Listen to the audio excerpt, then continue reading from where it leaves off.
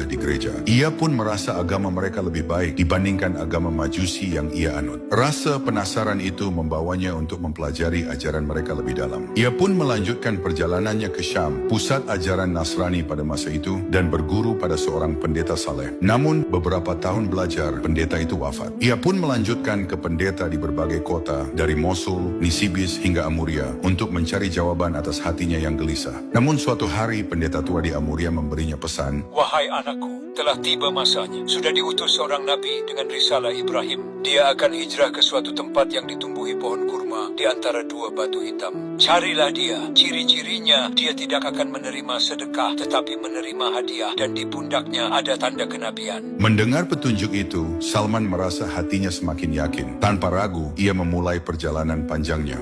Setelah menerima wasiat dari sang guru, Salman Al-Farisi melanjutkan perjalanannya. Dan ketika melihat kafilah Bani Kalb dari Arab lewat, ia pun berkata, "Wahai Tuan, jika kalian bisa membawaku ke negeri Arab, aku akan memberikan sapi beserta semua hartaku." Oke, baiklah, silakan naik. Namun di tengah perjalanan, para pedagang mengkhianati Salman. Mereka mengikatnya dan menjualnya sebagai budak di Wadi Al-Qura. Seorang Yahudi dari Bani Quraizah membeli Salman dan membawanya ke Yastrib, yang kelak dikenal sebagai Madinah. Setibanya di sana, Salman yang melihat banyak pepohonan kurma di antara dua gunung, seketika hatinya berdebar kencang. Mungkinkah tempat ini yang dimaksudkan guruku itu? Salman pun menjalani hari sebagai budak, mengurus kebun kurma milik majikannya. Suatu hari ketika Salman di atas pohon, keponakan majikannya datang dengan tergesa-gesa. "Paman, celakalah Bani Qailah. Mereka sedang berkumpul di Kuba. Orang yang mengaku Nabi telah tiba." Mendengar hal ini, Salman segera turun dan menghampirinya. Apa yang engkau katakan tadi? Coba kamu ulangi. Seketika tuannya marah dan menampar Salman. Apa urusanmu dengan hal ini? Lanjutkan pekerjaanmu. Salman pun kembali bekerja dan berharap pertemuan itu akan segera datang.